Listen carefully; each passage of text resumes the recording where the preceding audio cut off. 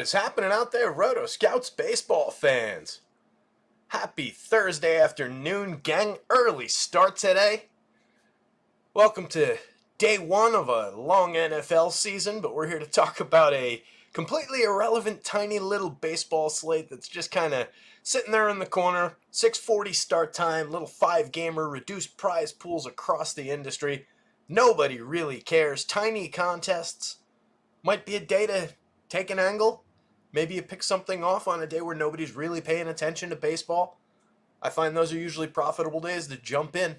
When nobody else is on it, when everybody is focused on football. Single gamer tonight, single gamer tomorrow in football, then the main slate, plus college over the weekend. Everybody's got their betting action. So few people are keyed into this baseball slate, so it could be a day to jump in, maybe build a few extra lineups. If you're usually throwing one in, maybe you throw in three and just take a little bit of a broader approach. Same thing, 20, go up to 50 if you're comfy, etc., etc. There's a lot of opportunity on weird days like today. It's not the best pitching board in the world, as you can see right there. We've got a couple options up near the top, including two terrific pitchers in very, very good matchups, and then some usable pieces through the middle. But after the top two guys, it's really shaky at best, let's say. So not a great board, but we'll talk about it. A couple people here hanging out already. Cujo's here. Hope you're doing well too, buddy. Anthony Taylor. Let's get it.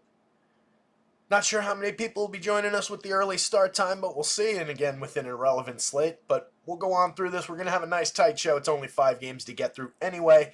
Plan for today is, for those of you who are interested, we'll be back 5:30, 6 o'clock. I haven't put it on the schedule just yet, but somewhere in that range, 5:30, 6 o'clock today for the single gamer for NFL. That's tonight with the Ravens at the Chiefs. Should be a very good game. Looks like a really good single game contest. Gigantic prize pools on deck for that one on both sites. FanDuel's got $1 million. I believe DK's got $1 million as well for their usual reasonable buy-ins. So some lotto ticket fun with some single game stuff. Some interesting angles to take on it, too, when we get there. So we'll be, projections went live, by the way, about an hour ago for the single game. They went live last night for the full main slate, or yesterday morning, rather. I think I put them up before I went to the Open. So football projections right now live up on the site. No paywall. Paywall is coming. It'll be ahead of the main slate for the weekend. You probably get through tonight with open doors. But if you want those main slate projections right now, you go grab them, you'll have them. Otherwise, the paywall will be up probably Friday night, Saturday. Working on it behind the scenes, just haven't slammed the door down yet. Hopefully everybody out there is doing well. Great day at the U.S. Open yesterday. Not sure if you guys are tennis fans, if you've ever been to the U.S. Open or like a big tennis tournament, but the Open just does it so well. It's this great facility over in Queens.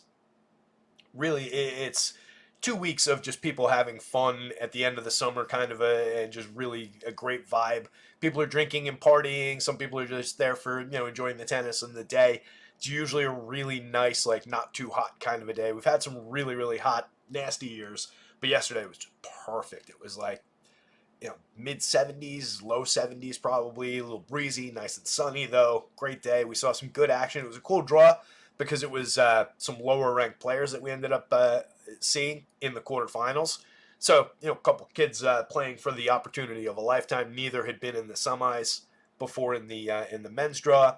And then an unseeded player who had been a high-end player on the women's side, but she was injured and she's just working her way back. So she was unseeded coming into this, made the semis in her matchup. So just some good tennis. We saw a really good doubles match after that. And in the Louis Armstrong, they have a couple really big courts. The biggest is the Arthur Ashe Stadium. It's a full-on stadium with a roof and everything. And then there's a second full-on stadium that's a little bit smaller, the Louis Armstrong. In Ashe, it's assigned seating. You buy your tickets for the Arthur Ashe Stadium. And what's great about the event, though, is that you can just walk around to all the outer courts. And if you get there first, it's first come, first serve seating. So you can literally sit front row for world-class tennis, and you are 5 feet away from these players as they're lunging for the ball. It is right. It's like being courtside at a basketball game. So it's just unbelievable how close you can get and the access you can get. And that goes all the way to that Louis Armstrong Stadium. So for the doubles match, we were right behind the baseline on one of the side dead center about halfway up in the lower bowls. Amazing seats. But just a great day too. I go with my mom every year. It's a nice fun thing that we do, a little tradition that we've done for the last like 10 years. So a lot of fun, great time. But let's dive into this one. It is an interesting little 5-gamer. Phillies at the Marlins, 8.5 run total there. Phillies monster favorites in Miami, drawing a 5.17. It's probably going to be the end of the line for the nice little run that Adam Oller had. He's going to be on the mound for Miami. And then top-ranked Ranger Suarez on the mound for the Phillies. Looks pretty dynamite against the Marlins team that he's got relegated to just a 3.44 implied total. The Nats at the Pirates, an 8-run total on the board there. Not a lot of upside for scoring. It's Bailey Falter against Jake Irvin, though. I mean, they are two pretty gettable pitchers. It wouldn't completely stun me if either of those teams got their 6-7 run kind of a performance. But right now, just kind of middling totals at 3.96 for the Nats and a 4.13 implied total for the Pirates. Both of those pitchers are capable of having a decent day pitching into deep into ball games. But neither one of them is completely reliable. Irvin gave up 7 runs to the Cubs in his most recent start. Falter's given up 9 runs over 9 innings in his 2 most recent starts. So there's some meat on the bone there with some capable, lower level teams with Washington and Pittsburgh, but capable enough offenses with some decent bats in them. The Rockies at the Braves. Ronaldo's the other big pitcher at the top of the board going up against that awful Rockies team. Rockies on the road against a righty. Always a thing. 3.08 implied total in Vegas to back that up. And then the Braves looking pretty solid. A 5.04 implied total for them. They're taking on Austin Gomber, a pretty shaky lefty.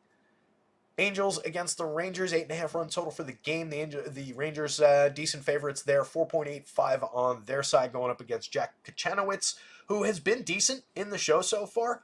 Outside of one bumpy outing in as a full start, 4 innings, gave up 7 runs to the Athletics.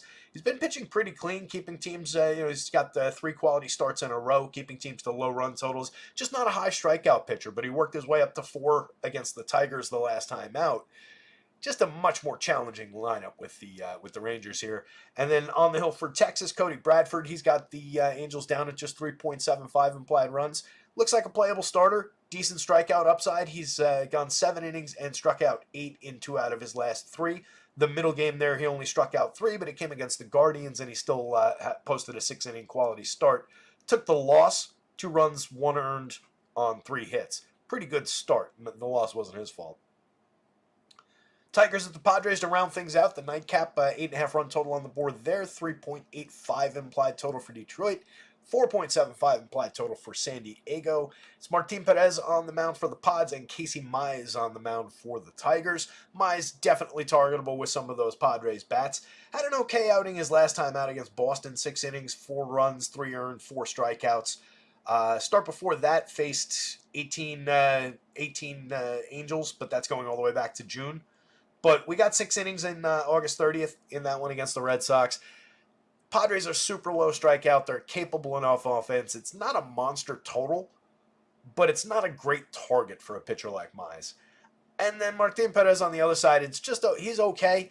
He will benefit lefty from he'll take some of the juice out of that young Tigers lineup. Most of the new hitters that we like in that lineup are left-handed, so maybe a little bit of upside there. And the board basically shakes down that way. There's Martin Perez right there. 66, 70, 7,000. I mean, on this slate, you will have to roll those dice a few times, even if you don't like it. And if you do like it at all, then I think you can push the edge a little bit. I think he's playable here, considering how cheap he is compared to the top of the board here. And he does have enough strikeout upside and enough talent against that lineup that I could see it. It's not my favorite pitcher to do that with, but I think he's going to be a better value than like an $8,600 Adam Oller, obviously, but probably than Austin Gomber against Atlanta, although that does come with strikeout upside as well. Probably more than these guys down the bottom. There's not much strikeout upside here. Nationals, not a great strikeout target. Falter, not a great strikeout pitcher. Mize, not a great strikeout matchup and shaky at best. So really, I mean, this is your value guy. You get Bradford for just 79 on DraftKings, which is helpful. Irvin is playable at 86, but that's getting up toward, the top of the board, and it's offset from all these other guys. Throwing Bradford into that mix, it definitely helps shake things up, but that's going to make him very, very popular there. On FanDuel, he's 9,700. He probably goes a little bit more by the wayside. He's not going to be unowned or even unpopular there, but I bet he doesn't get up to any kind of near the popularity he does here. Obviously, that's kind of a dumb way to put it because of how obvious that is. But I bet he doesn't get up to the popularity that he probably warrants in a start against the Angels. He is good enough to get there and projects out fairly well. Irvin against the Pirates at 84-86, just playable. These two guys, I think, are very obvious at the top of the board. That's why I kind of started in the middle and then worked down and then back up. Suarez looks tremendous against a bad Marlins team. 10-5, 9,700. I don't think he's inappropriately priced. I think it'll be easy enough to build lineups where you can get to those prices on both sites. And Ronaldo's got just as much upside, if not a little bit more, against that Colorado team. 10-9, 9,900. I give the edge to Suarez just because I think the Marlins are a little bit worse than the Rockies are. But it's very, very close.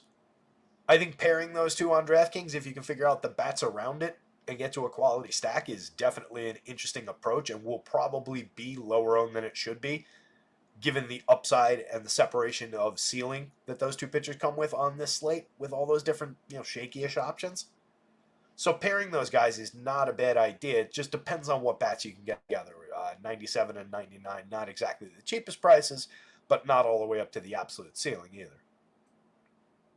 And this is just ugly at the bottom. Again, Falter kind of low strikeout against a fairly low strikeout team. He is very cheap. And then Kachanowicz might be capable of posting another 6 clean innings or decent enough innings for these cheap prices. Might be more viable here. But that 4 strikeout upside was a surprising 4 strikeouts the last time out. So, not a great option. Not a lot of DFS upside. It's a very low ceiling slate outside of these two guys.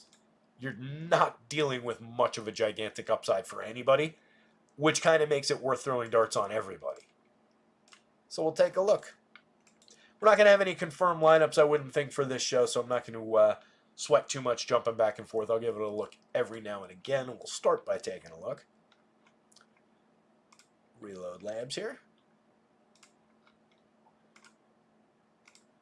Nope, none of these are in yet. Tiz is here. What's going on, Tiz? Power? How you doing, buddy? Power's hot take is Ravens 24-17. I woke up to a bunch of texts earlier from my group chat. They get up a couple hours ahead of me, and they were talking about possible wagers. And my buddy Mike Brown, who's fairly sharp, liked the Ravens money line a lot. I haven't really considered the line, any prop picks or anything like that. I haven't looked at them yet. That's what I'm going to do with the couple hours between this show and, if you weren't here earlier, the next show, 5:30, 6 o'clock, somewhere around there. You'll see it pop up if you're subscribed. We're going to do a football breakdown for tonight's showdown slate. And then tomorrow's going to be interesting. I don't know exactly what time it's going to start because it's probably going to be a big baseball slate too. So we're probably going to come in around now for baseball. Tomorrow around like a 1:30 start time again. Do an early baseball show. Talk for like 3 hours about what will probably be a 14-game slate. And then we'll come back probably like 6-ish and do I think, single game for the Friday. I haven't looked what the slates look like, but I assume there are good slates. There's a Friday game. It's the Eagles and whoever. And we'll go over that game as a single game, and then might just dive directly into our breakdown, and it's going to be the marathon breakdown for week 1 for the main slate. It's either that or take a break, come back like 8 o'clock during that game. Maybe we'll do like a watch along and talk about the main slate for that. That might be a more fun way to do it, and that'll carry us well into the evening. So maybe we'll do it that way.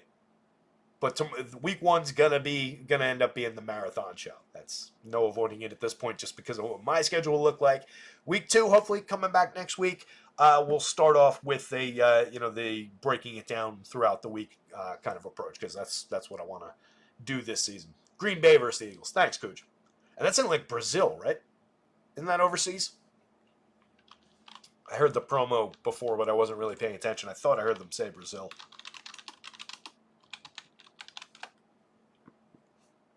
Brazil. That's cool. Sao Paulo. Sao Paulo's a big ass city.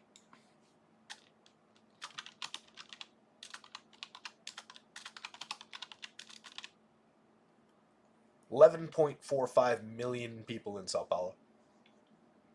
Huge city. Power saying nice, that game will be rough on him. Brazil is 2 hours later. Does that impact the start time? What's the start time on tomorrow's game? I assume it's still just like 8:20 East. Let's see. What do they have up for slates? I don't know that FanDuel's even put anything up yet for that, have they?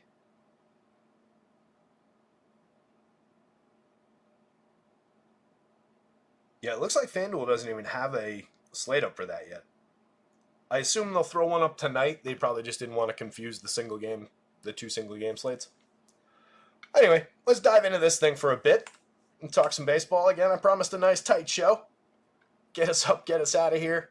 5 games to talk about. Hit the like button if you haven't already. Only a couple people hanging out, but I really appreciate you guys and anybody who will be watching this in the future. There are many hours until lock, so I'll appreciate your views in advance. And when you get here, hit the like button as well. I appreciate that. And subscribe so you know when all these crazy football shows that I'm talking about go live. Jump into the Discord if you haven't. Check out our guys over at acemind.io if you haven't. I'm sure everybody who's here hanging out knows about them. But 20% off your first month over there with promo code rotoscouts, all in caps, for anybody who's not aware. Phillies lineup looking pretty deadly against Adam Oller, who has made a couple good starts for us at very, very cheap prices. But I think we're, again, at the end of the line with the Oller train here. $7,200 on DraftKings. We're all the way up to $8,600 on FanDuel. Feels a little bit uncomfortable against the Philadelphia Phillies at that price. Phil's top 3 showing a monster amount of power. You've also got another couple of guys chasing the magic number for home run upside in the heart of the lineup there. And then a few 7s down lineup with Brandon Marsh and Cody Clemens in the projected lineup. Seems like a bad day to take shares of Adam Oller. We are at just a 2.99% home run rate, but there's a lot of luck involved. It's a very small amount of starts. It's 3 starts, 16 and a third innings.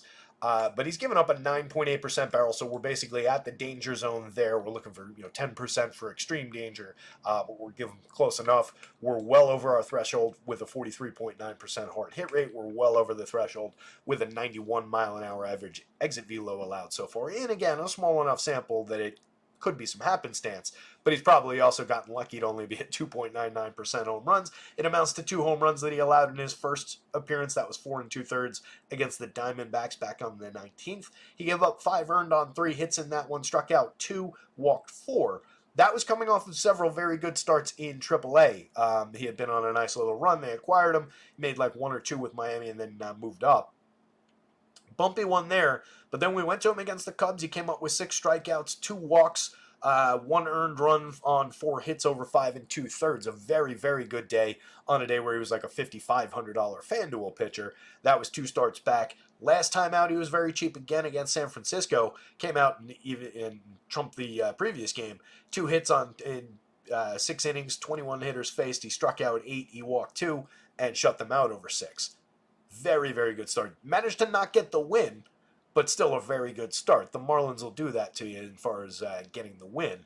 And that'll probably happen. Even if he's good here today, he's probably not going to get a win bonus. But the quality start could be in play if he has a day where he's just rolling. But the Phillies, much better opponent than the Giants, better opponent than the Cubs. There are some strikeouts there. He's a 23.9% strikeout pitcher so far. 11.9% walks against that, though, is problematic against the Phillies team that can draw some walks. 4 guys in that projected lineup at double-digit walk rates, and some veteran hitters who know how to draw a walk when they need one. 3.31 ERA, but a 5.11 xFIP underneath it. Just a 7.3% swinging strike rate so far is problematic. 22.9% CSW is terrible. So, again, really problematic spot for Oller. On DraftKings as an SP2, I do think he's in the mix. If you're building a bunch of lineups, you do mix him in because I think just everybody's in play on this short, ugly-looking slate. But he's the shakiest one. You probably don't want much of him. Ranger Suarez on the other side, on the other hand, 97 on DraftKings seems like a very fair price. 10.5 on FanDuel, absolutely top-end option on the board. Going up against just a very bad Marlins team that really Jake Berger and Connor Norby, the only true threats in this lineup.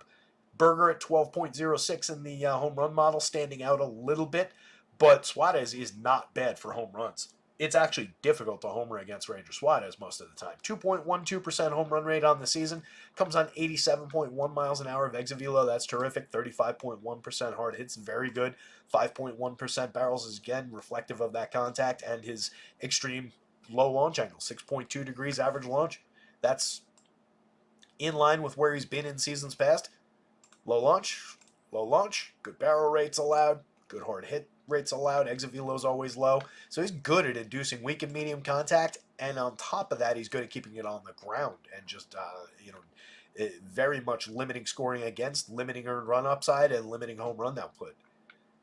He has an impact on basically everybody with Jake Berger, who's just difficult to suppress at this point. He's been very good throughout the second half of the season, hit his way up to 25 home runs and 213 ISO, but he's not, the way that Suarez pitches, he's not as big a threat as he might otherwise be. And a lot of these other guys, there's not much on base potential ahead of him.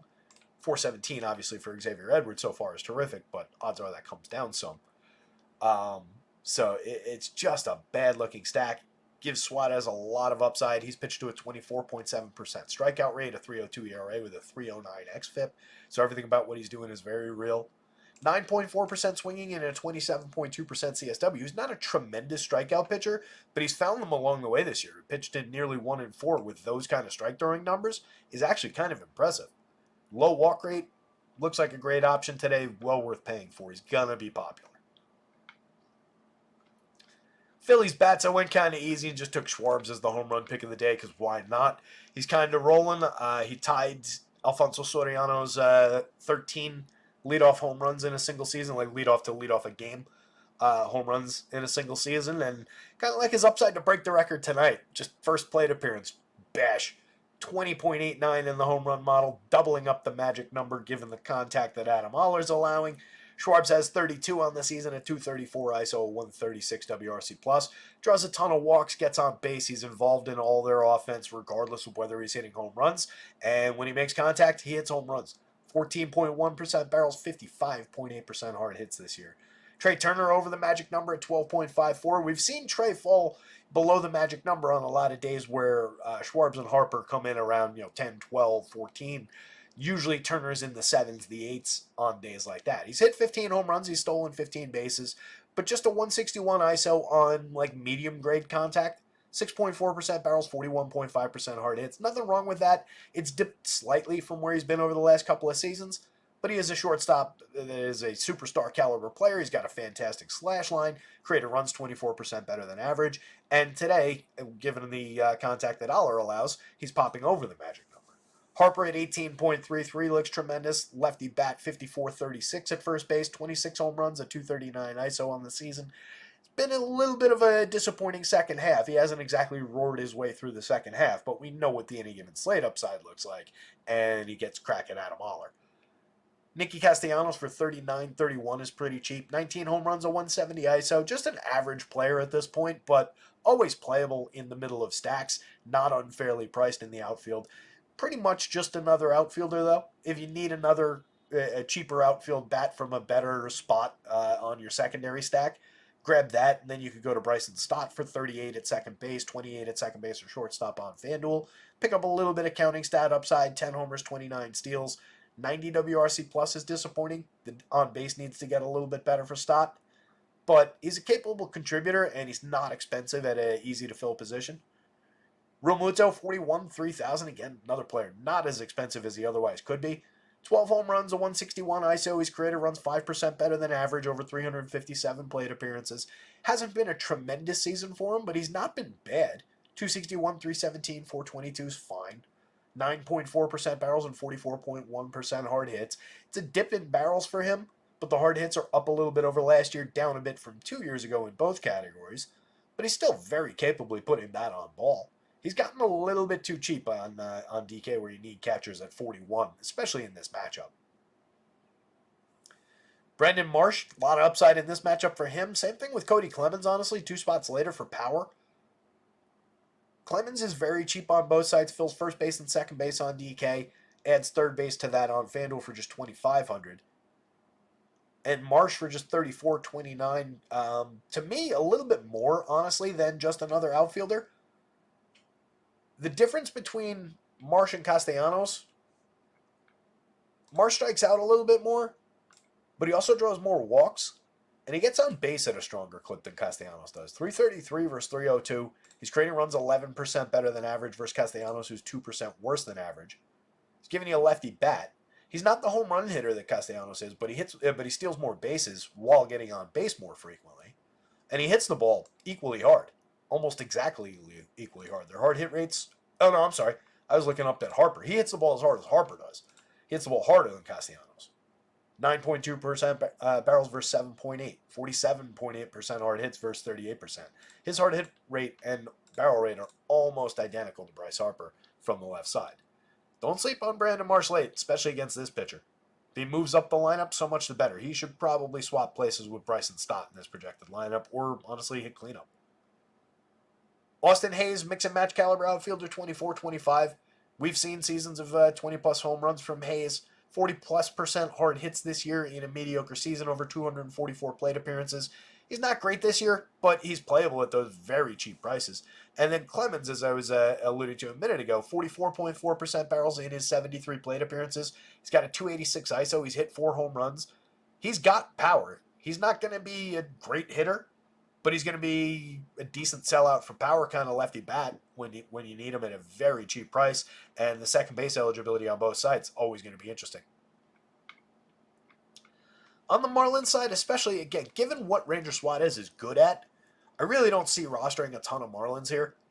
Even on a short slate, like the nature of the slate with 5 games says that if you're building 150 lineups, sure, you take some shares of Marlins. If you're looking for a contrarian team, they're going to be in the mix because there's only 10 teams to choose from, and they'll be one of the couple lowest owned. But they project out very low. They've got extreme low-end home run downside given Suarez's ability to limit power. There's only one guy who's a home run threat at all. I mean, outside of Jake Berger, your average for the other eight guys is 3 home runs in an average of, I know there's a 26 in there, but I'll leave the 26 and the 93. 3 home runs in an average of 178 plate appearances. That's not a lot of power. An average ISO, including Berger and including that 250 over for Griff Conine, that still puts them at an average ISO of 148. Let's take Griff out of the equation, 135. Everybody, whoops. Oh, it was Norby at 261. I'll take Norby's 261 out. I'll leave Berger's 213 in. So even including Berger, if you take out the Conine and Norby in smallish kind of samples, you're at a 118 for Berger plus everybody, the other guys. The team with no power, limited talent, fair number of strikeouts, 24.5% for this projected lineup. Edwards at 45-31 if you're stacking Marlins to be contrarian to attack a highly owned Ranger Suarez. 341, 417, 423 kind of says it all at 137 WRC+. He's been good over 212 plate appearances, undeniably so, but he's not much of a power bat.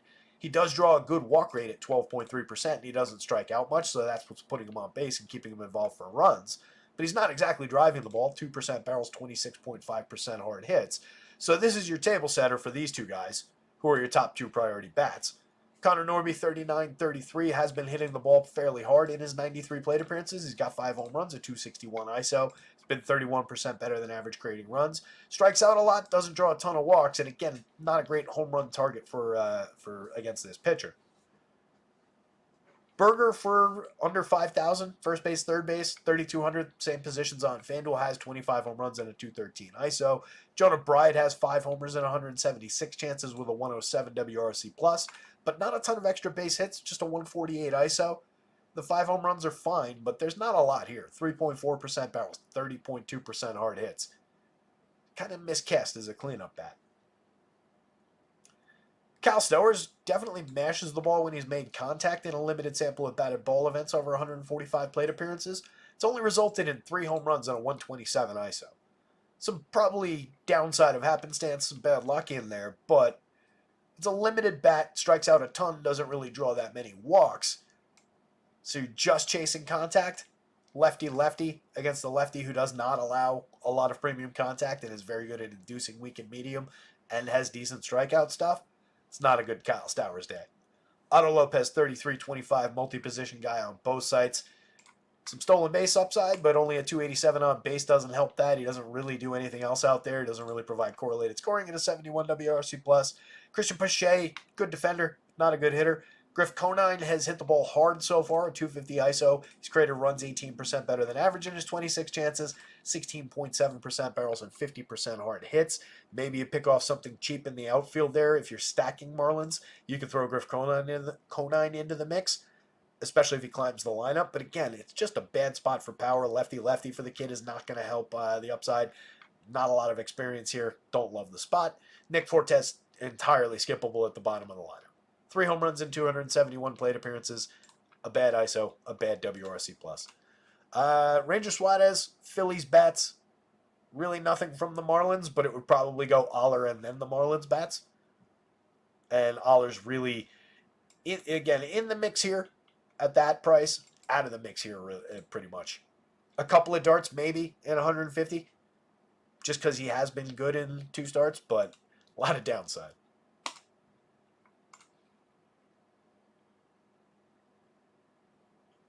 Oh, it's a 7:15 start tomorrow?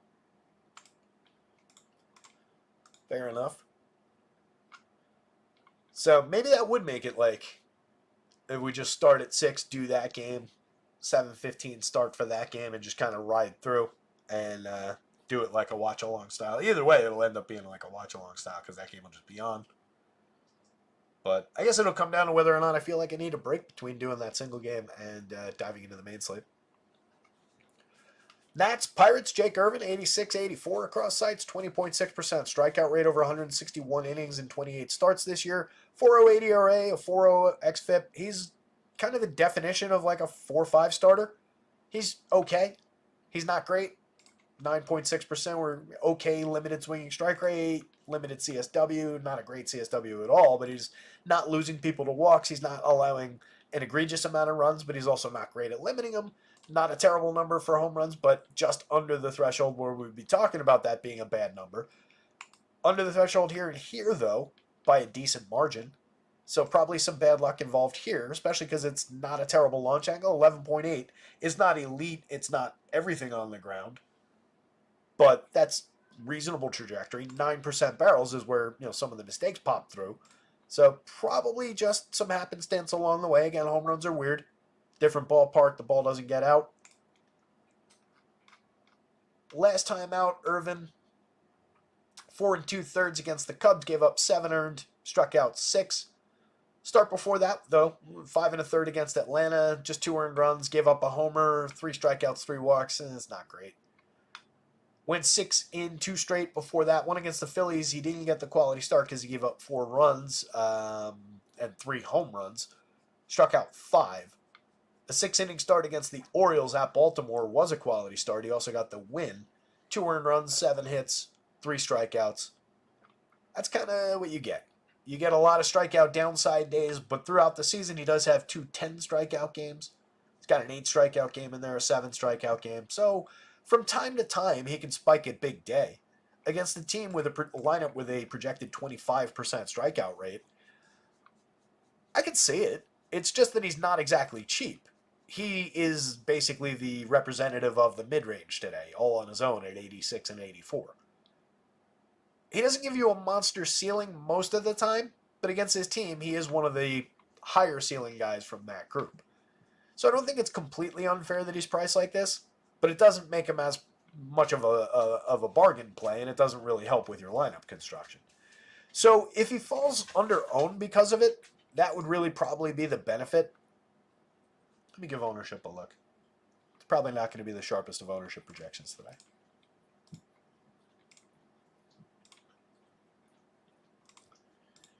Come on.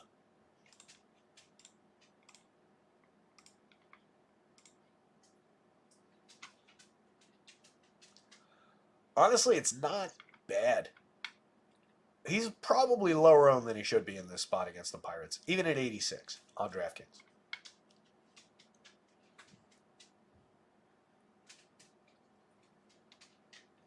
Like between the two, remember when I said Cody Bradford's probably going to be popular because he costs 7,900 in closer to that top group. Um, they're projecting him for basically 4 times the popularity of Jake Irvin, and I don't necessarily think that's appropriate. He is 700 less in a similar matchup. Pirates probably a little better than the Angels, but that's not completely dissimilar upside for significantly lower ownership. It's just into the double digits on DraftKings. You're not buying anything there. It's not a nice price, but considering that he's going to be that low owned, or by comparison to other similar pitchers on a 5-game slate, that makes him appealing. I would say pushing a little bit over with Jake Irvin. Again, acknowledging that he is not very good.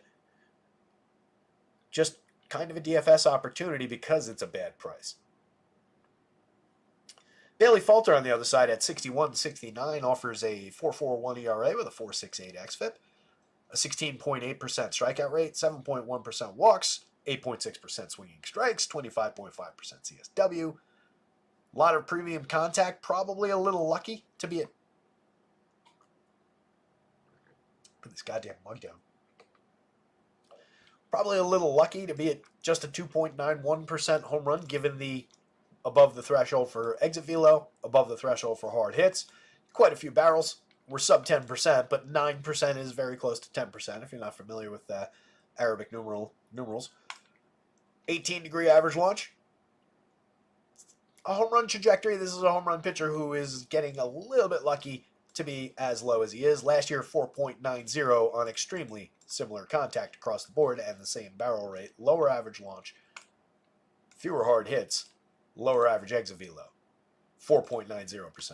This is how home runs are wonky, right? The contact was worse that year, except for the launch angle's worse this year. And he gave up way more home runs. Totally gettable pitcher. 61.69 again on DraftKings. I do think you just kind of spread across everybody if you're building a ton of lineups. He's down here. If you're building 20, I don't know that I need to get there. There is a pretty big price offset, though. You probably get more strikeout upside out of Austin Gomber against Atlanta, but the 600 more could make a difference. That's why I say I do think all of these guys, literally all of them, are on the board on DraftKings today. On FanDuel, you probably don't need to dip this far, especially considering you've got Martin Perez against the Tigers at 66. I would probably just default to that rather than go here. If you're building 150, I think it's all of them. If you're only building like 20-ish, you probably don't need those bottom guys. Not a ton of K upside. Nationals lineup projected 18.1% strikeout rate, just to kind of illustrate the strikeout downside. You throw that lineup against a guy who on his own was only at a 16.8%, doesn't exactly equal a ton of Ks. If we take a look at this Nats lineup, we've got Dylan Cruz up at the top, 4,400, 3,000. I don't know that we've got many opportunities to talk about the Nats since Dylan Cruz joined them 36 plate appearances ago. 242 ISO so far, a 101 WRC+. Plus. He's hit 2 homers. He's stolen 2 bags. Not a bad start to his MLB career. 11.5% barrels and 46.2% hard hits in a limited number of batted ball events. Striking out under 20% of the time in very few plate appearances. Walking at a decent clip in very few plate appearances. 5.64 in the home run model. A lot of talent, a lot of upside. Good spot in the lineup if he's leading off against a shaky lefty. If you're stacking Nats, you should definitely include some still affordable Dylan Cruz. Watch him get to 5,000 before Mark Vientos does. 3,000 on FanDuel. He's already creeping up there. He's already fairly priced. Jose Tena at 27, 24, pretty cheap. So far in his 79 plate appearances, 283-16, 387. A lot of young talent in this lineup. He's a playable piece. Limited number of batted ball events for him as well, but 15.8% barrels and 50.9% hard hits. Probably shouldn't be ignored for those cheap prices. Not sure what the lefty impact's going to be for him, but I think if you're going Nats, you can absolutely fire away with some shares at that positioning and that cheap price. Chaparro, 2,900, 2,600, 2 home runs a 203 ISO in his 74 plate appearances. Not good contact for him so far, but reasonable output. 232, 284, 435 is not great in the slash line, just a 98 WRC plus. But he's very cheap at first base on DraftKings. He's very cheap at third base on FanDuel. 8.46 in the home run model. A little bit of believable power upside for all of these guys. Then you get to James Wood, who got called up a little bit ahead of his pals there. In his 237 chances, he's got 5 home runs. He's already stolen 11 bases. He's getting on base at a tremendous 371 clip. That's really, really good over your first 237 plate appearances in the show. He's also crushing the ball. 10.3% barrels and 50.7% hard hits. Striking out at a decent clip, 29.5% Ks, but 12.2% walks helps to offset it. Let's see what his numbers against fellow lefties look like so far.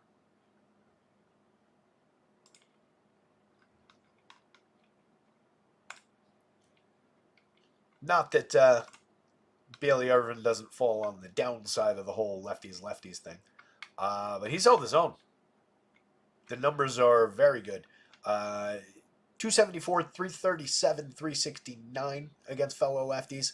Only a .095 ISO, but a 101 WRC plus. He's hit 1 of his 5 home runs same-handed.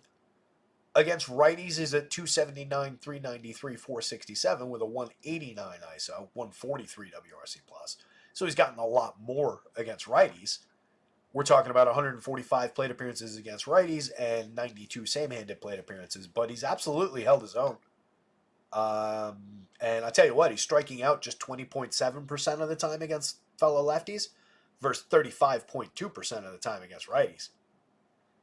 Seems like more of a put the ball in play kind of approach right now against lefties might be the case. But definitely not a scratch option because he's in a same-handed matchup, especially, again, against the contact-oriented lefty. 53-35, he's high-priced, but seems definitely playable. Juan Yepez with some home run upside, 7.07 in the model. He's hit 5 in his 188 plate appearances. A 165 ISO, a 117 WRC+. plus. He's a guy we've seen contribute over time. He's very low strikeout so far this year. He cut his strikeout rate from last year in half so far. Hasn't made the best contact overall, but he finds results. He's also slashing 282, 335, 447 in the heart of the lineup.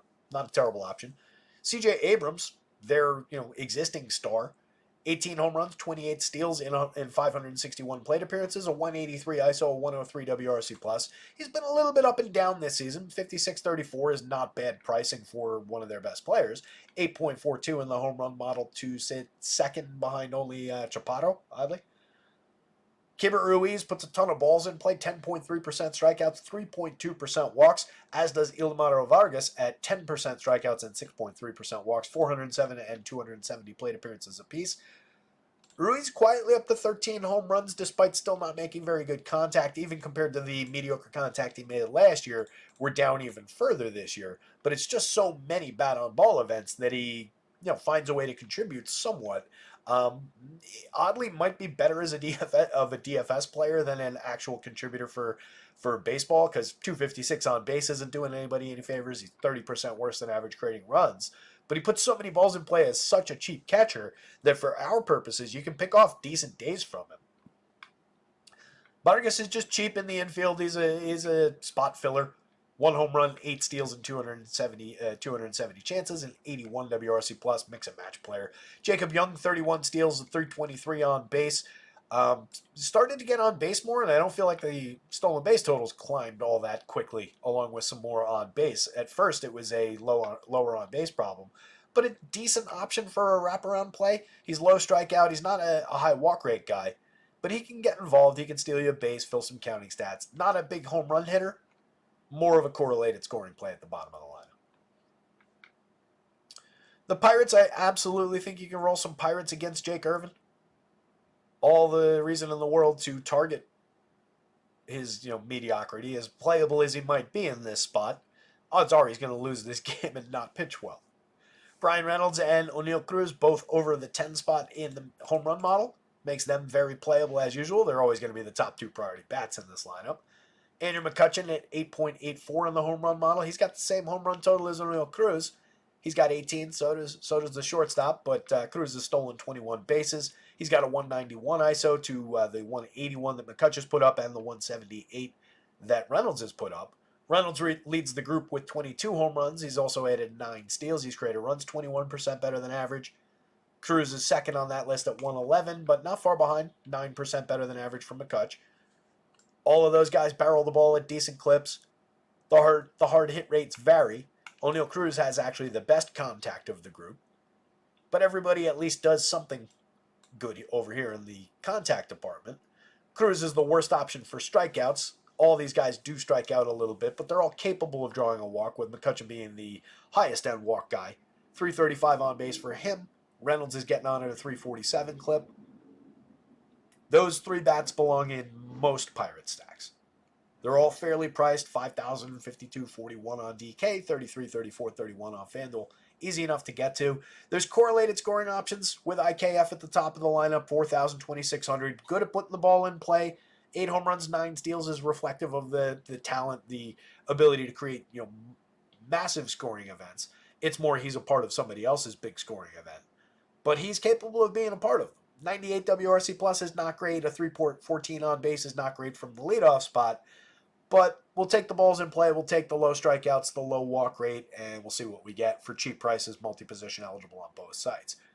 Rowdy Tellez, 32, 25, 583 in the home run model. He's hit 12 on the season, just a 151 ISO with disappointing contact. Getting toward the end of the line here with Rowdy, it looks like. Nick Gonzalez, 36, 27. Okay output. 85 WRC plus isn't great, but 264 on the front end is okay in the slash line. 295 on base needs to improve. 387 slug needs to improve. 5 homers, 4 steals. Just a spot filler, but he's cheap. Second base eligible on both sides. Billy McKinney in the outfield, just another outfielder. The idea of some lefty power, but right now he's just striking out a ton. 46.2% Ks in his 26 plate appearances. Obviously a tiny sample of opportunities. 9.1% barrels in that sample. He has hit for power in the past, but it's been a minute. Last year, 6 home runs in 147 chances. Year before, 1 home run in 57 chances. Just Money Grandel, making decent contact. I'll give him that in his 208 plate appearances. 9% barrels and 42.6% hard hits is not nothing. He is low strikeout, medium walk, so he gets an opportunity to put bat on ball frequently. It's resulted in 218, 278, 378 with a 160 ISO. It's a very middling ISO. That's probably the best part of that overall line. 7 home runs in 208 plate appearances. Every now and then, Grandal can get involved. 3,000 is very cheap for a catcher where you need him. 2,400 is very skippable on FanDuel. Jared Triolo, mix and match quality at best. 69 WRC plus at 295 on base. Not great. It's a whole lot of ugly in this game. All 4 pieces of ugly are probably playable. Considering how low owned he is, I'll give it to Jake Irvin. Irvin up top, followed by Nationals bats, then Pirates bats, and then Bailey Falter. Falter's really best played on DK. Limited option.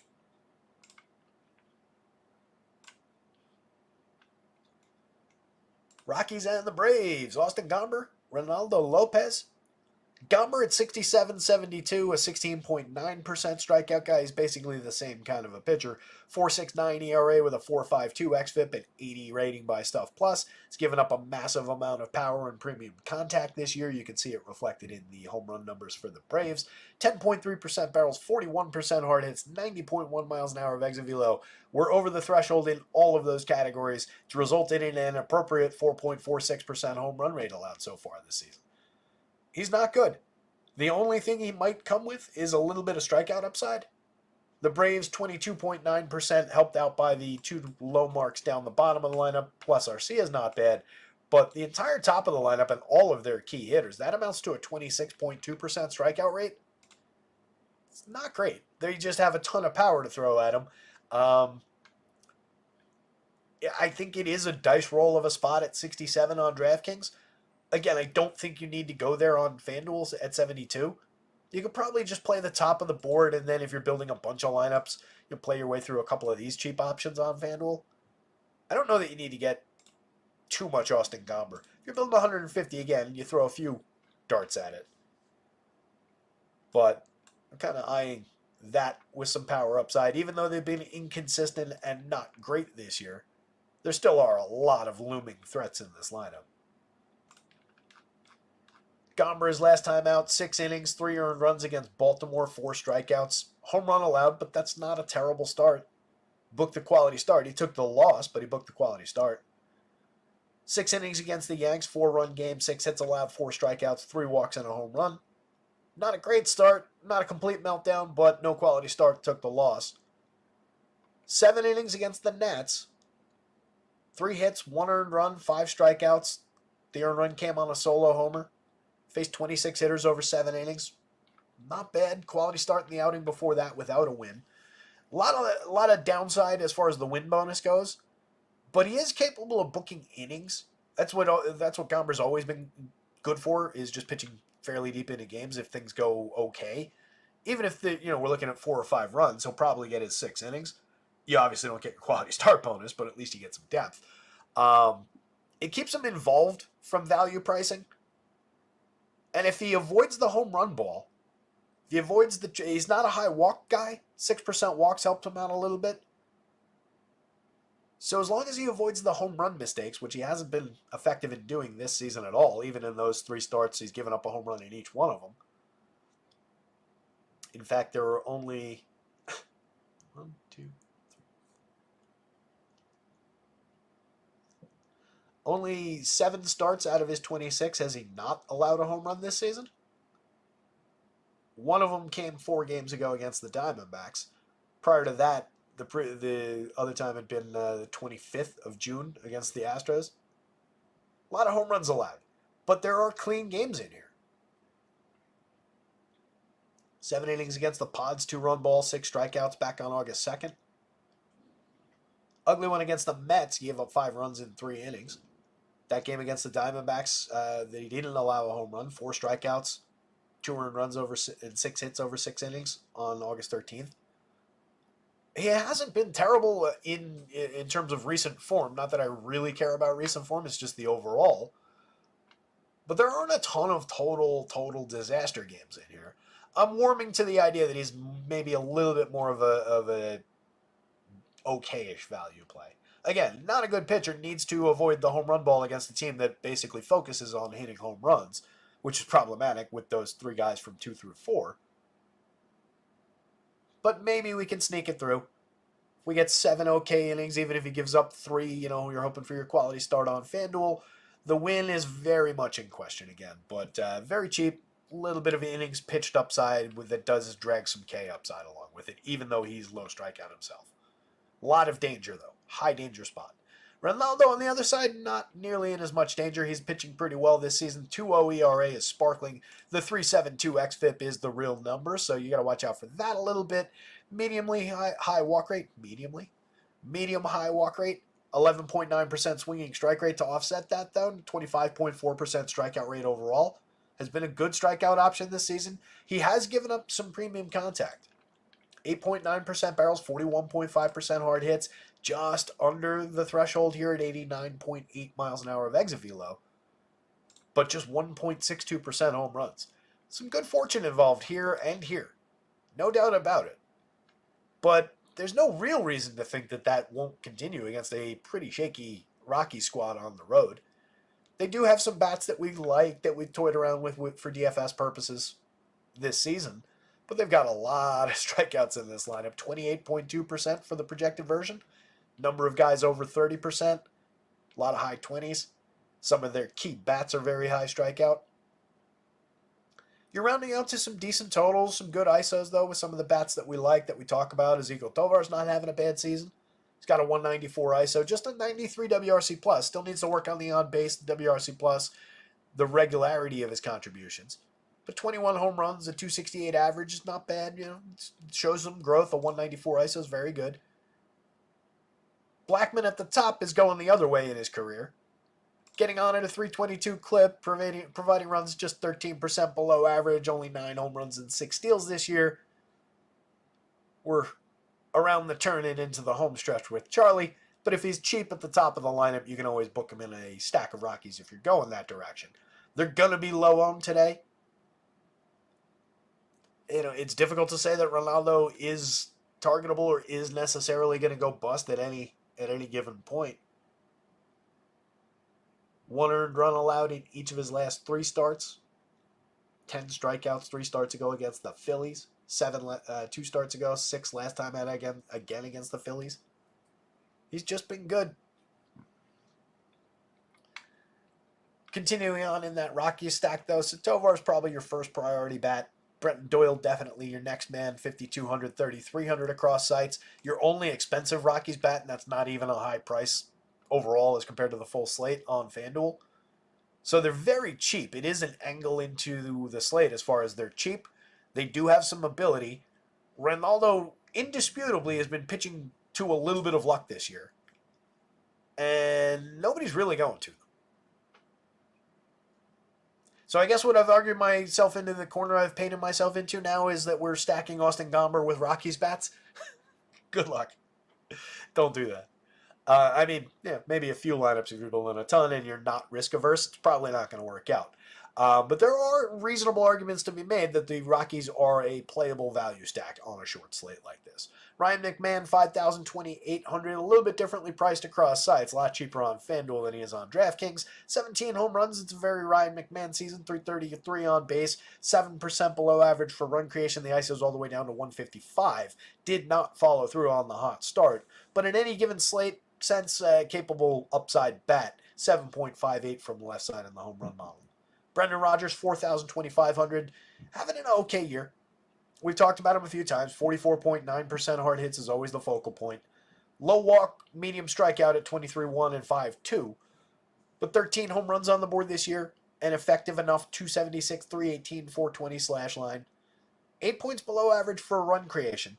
I feel like you could still continue to get upside, and for DFS, any given slate at second base for cheap pricing, hitting in the heart of the lineup basically every day, you can do worse.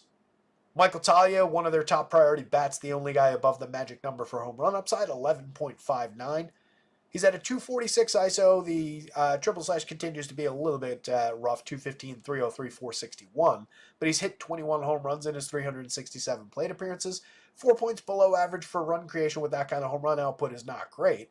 31.3% strikeouts, but 11.2% walks. He's offset there. It's basically a 3 true outcomes hitter right now who isn't getting on base quite enough.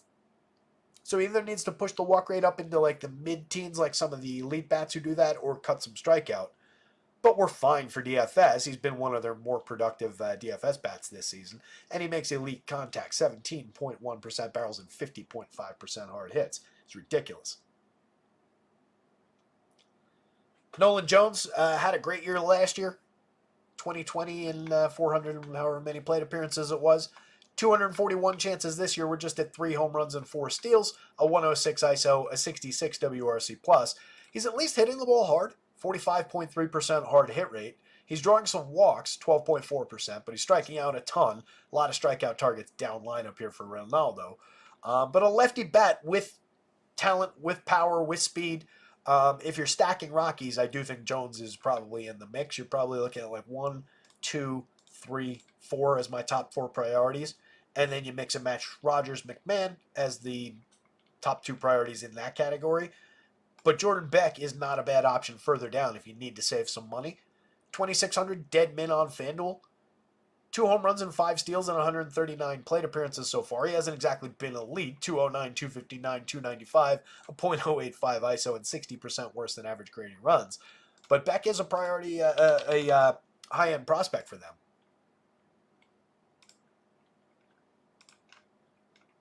Eight home runs, 6 steals, and 189 plate appearances in AAA this season. Was slashing 319, 402, 558, a 137 WRC+, had a 239 ISO. In high A last year, in 341 plate appearances, 20 home runs, 11 steals. Came up to double A and added another 5 home runs and 9 steals in 223 plate appearances. And then, obviously jumped up to AAA this year after missing part of the season, and was very good. So for the money, if you're already taking a shot, if you're going to Rockies bats and stacking them, so you can take the shot on Jordan Beck for the discount and be perfectly fine there. Drew Romo, mix and match quality at the catcher spot for a very cheap price. If you go to the Braves, these three guys, super obvious in most Braves stacks, no matter what the numbers are going to look like. Michael Harris, though, at the top of the lineup, 4,000, 2,900, 9 home runs and 8 steals this season. It's been a bad season for Harris. Needs to give us a very good, fully healthy season next year and deliver on all his talent. He's still young, though. 23 and not even a half yet. Against same-handed pitching this year, Harris has held his own. 261, 292, 348. The on-base isn't great. The power's not great. 77 WRC+.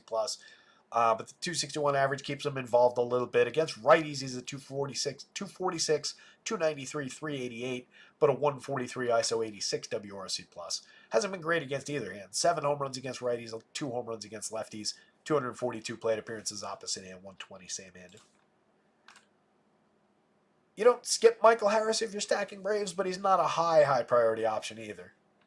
If he's leading off, makes him way more playable than if he's hitting down lineup. They may come out and go like Whit Merrifield in the leadoff spot against the lefty. Jorge Soler, 46-31, has 17 home runs, a 184 ISO, and tons of track record for better power output than that. We're up to 10.9% barrels, 41.8% hard hits. That's disappointing numbers for him, but he was lower in the barrel department earlier in the season, showing a little bit more power and definitely power upside galore against Austin Gomber. Marcell Ozuna, 17.34, one of the highest rated players today in the home run mile. He's got 37 on the year to go with the 305, 378, 571 slash line, 265 ISO, 159 WRC+, and just thunderous premium contact all year long. Tremendous option in the outfield, 58-37, not mispriced and honestly fairly priced against Gomber. Matt Olson, 5,000, 3,200, 25 home runs on the year. He's up to a 210 ISO. He's gotten his way to a 107 WRC+. A little bit better of a stretch.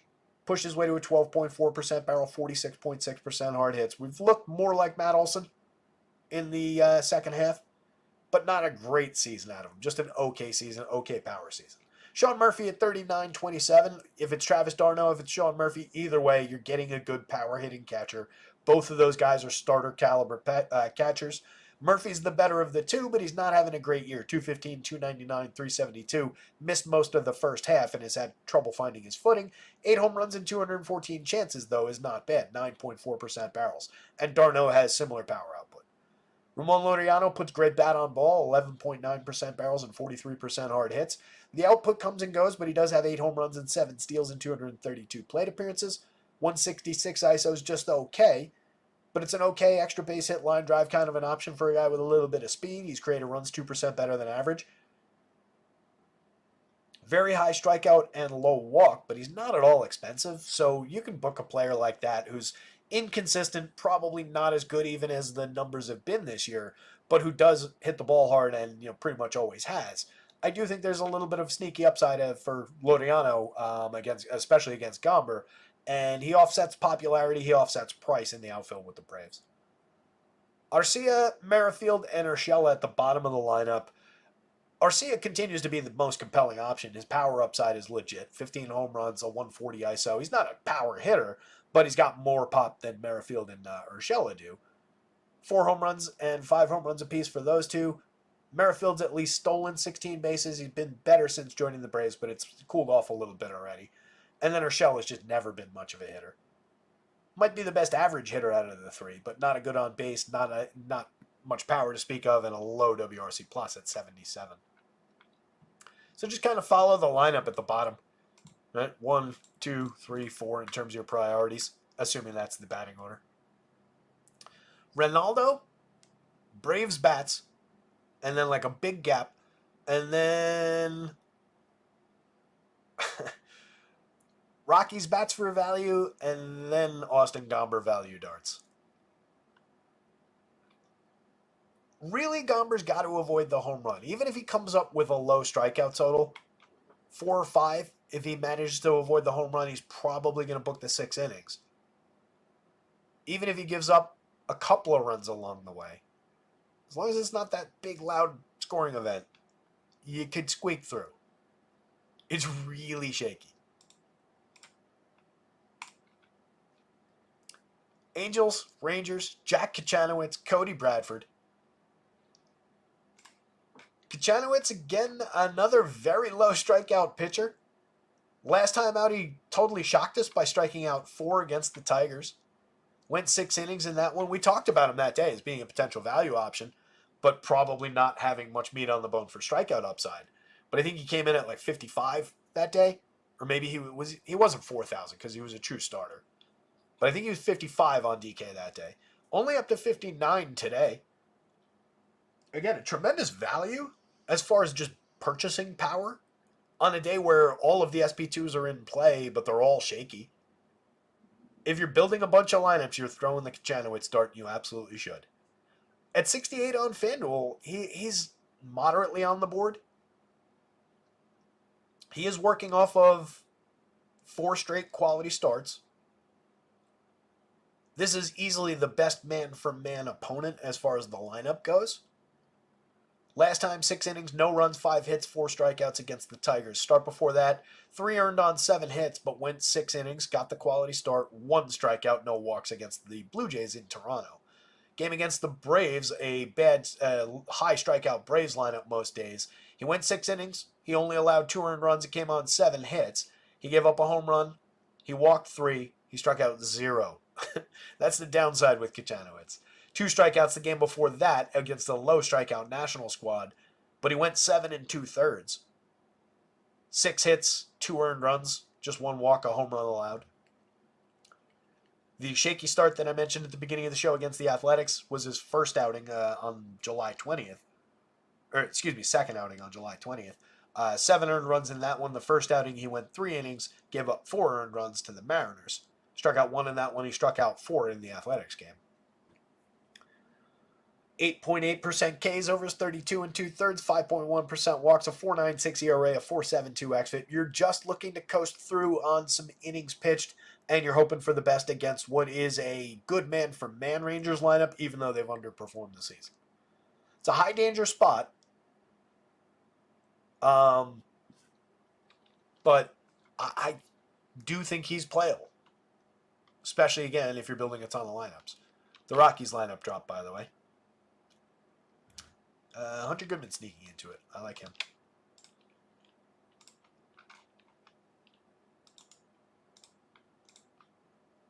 Let me pop back. I'll show you the confirmed Rockies lineup real quick. So Goodman is another one of those interesting power bats at the bottom of the lineup. He's a righty going up against Ronaldo, but 11.4% barrels and 40.4% hard hits in the show so far. Pushes him to a 7.2 in the home run model. If he was hitting higher, he'd probably pop into the 8s and the 9s. Just 184, 224, 374 so far, but a 190 ISO.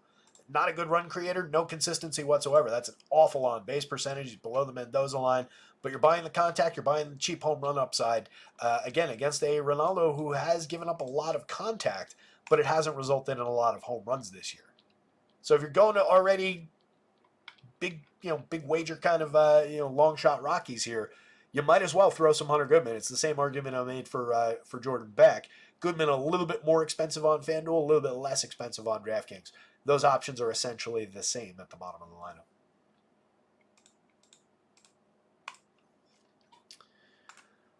Probably a lot of upside in Cody Bradford, but again, at this good DraftKings price for where he fits in on the board, and on a day like this with everybody below him, he is getting absurdly high popularity. 4 times the popularity of Jake Irvin for 86. Not 4 times better than Jake Irvin in the matchup for price or anything else. So I think Irvin is the correct approach there, given that those ownership projections. And I think they're probably not bad in terms of where they've got those guys. I think the obvious angle people will jump to is Bradford against the Angels here. In 9 starts, 56 innings this year, 3.21 ERA with a 3.93 xFIP, only walking 3.7%. Decent strikeout rate, 23.7% strikeout rate going up against a team with an almost identical number. Last time out, he gave us a good start, 7 innings against the Athletics.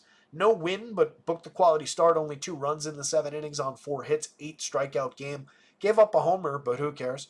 6 innings against the Guardians. He struck out just 3, but it's the Guardians. Gave up a homer in that one again, but who cares? 1 earned on 3 hits, 2 runs total. Another quality start there. Took the loss in that one too. Took a loss against Pittsburgh the start before that, but again, 7 innings, 3 earned runs, 8 strikeouts. You would think the Rangers would be able to help him win some of these games. No win, but a quality start in the game before that. That was the 15th. That was against Milwaukee. 6 innings, 2 runs, 6 hits, 2 strikeouts, 2 walks. Home run allowed there. Second start in August. 5 innings against the Yanks. Just 1 earned run and 7 strikeouts. No walks, no homer. Not a bad start, but no quality start. Oddly, that one, he got the win. Had not won a game prior to that. He made 2 starts on the 30th of July and the 3rd of August. He only went 2 innings, 3 2/3, working his way back up to form. He had been out since early April, but the April starts are kind of reflective of the recent outings we've seen, where he pitched deep into these games, 7 2/3 and 6 2/3 in the 2 starts before he got immediately before he went down. So not bad as far as depth is concerned. My biggest concern here with Bradford is just the popularity. He's pushing nearly half of lineups, so it's gonna be crazy.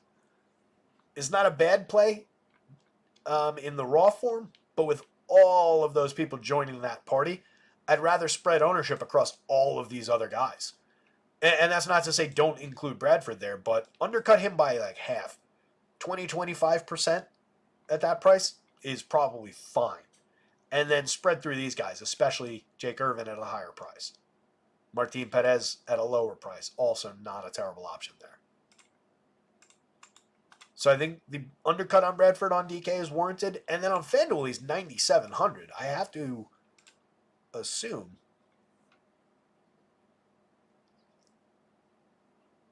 Dramatic pause. I have to assume that we're lower owned on FanDuel.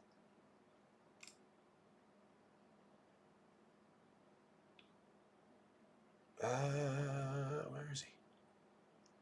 Just creeping into the double digits at that FanDuel price. That's a really good play. Totally different option on FanDuel, given the extreme difference in pricing. He's just straight up the third man in line behind those guys as far as the projection goes, as far as the price, obviously, and not at a bad popularity number. Let's look where he lands compared to all the pitchers. I'm sure those other two are the most popular guys. Yeah, so he's half again as owned as Ranger is, and then Ranger's offset by 8-10 points from Ronaldo. More than half of all lineups on FanDuel are projected to include either Ronaldo or Ranger Suarez. So if you're opting for Cody Bradford, you're getting different already, but you're going with the next most popular guy. But again, we're just creeping into the double digits, and then everybody else is single digits. That makes me really, by the way, like the Jake Irvin option more over there. He's in the mid-single digits as far as ownership goes. Again, it might not work out. We're not talking about a very good pitcher. But he's an effective, true Major League 4-5 starter who, against that Pirates lineup, could have a good game at extreme low ownership with just everybody concentrated on those other guys.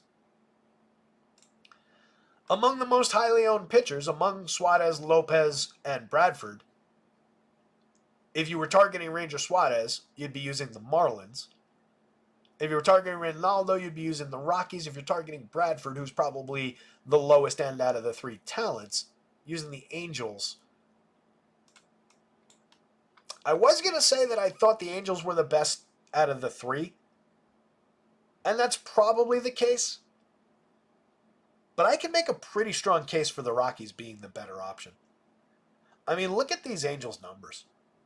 There's a couple guys at 9 in the home run model. There's 4 of them at 9, so you do get that upside out of it. Bradford hasn't exactly been terrible in terms of the home run output in his 9 starts, but there are a concerning number of barrels. He is an extreme fly ball pitcher, so a mistake or two obviously travels. That's feeding a 9.68 for Taylor Ward, a 9.51 for Neto, a 9.54 for O'Hoppe, and a 9.11 for Joe Adell. All of their believable power hitters, 21, 20, 18, and 20 home runs. But even in that group, there's not a ton of consistency. 299 on base with a 97 WRC plus for the catcher, 281 with a 90 for Adell. 322 with a 114 out of Neto is very good. He's their best player right now. 21 homers, 315 with a 107 out of Taylor Ward is okay. but he's been kind of in a tailspin in the second half. I haven't looked at the extreme recent game log because I just don't care about his last 10 games that much, but let's see. Home run in 3 straight, 4 out of the last 5. Yeah, I thought I had noticed there was an uptick there. So that's that gotten us up to the 21. So Ward may be pulling his way out of that tailspin. Let's see what the. Let's go back to the 16th. Since the 16th, 306, 338, 625 is just an arbitrary day that I chose. 5 home runs, a 319 ISO, and a 162 WRC plus. Yeah, so Taylor Ward, I think it's fair to say, has been kind of back. So it makes him a good option off the top. Him and Neto, one or both of the other power bats. The questions come in terms of Anthony Rendon. So just egregiously bad in general. Kevin Pillar is okay, but not exactly a consistent contributor. 301 on base and 95 WRC plus. Just 7 home runs, 10 steals in 280 chances. He's playable, but it's not exactly an ideal bat. There's a lot of holes in this lineup, depending on what comes out. What comes out in the lineup, not of the holes.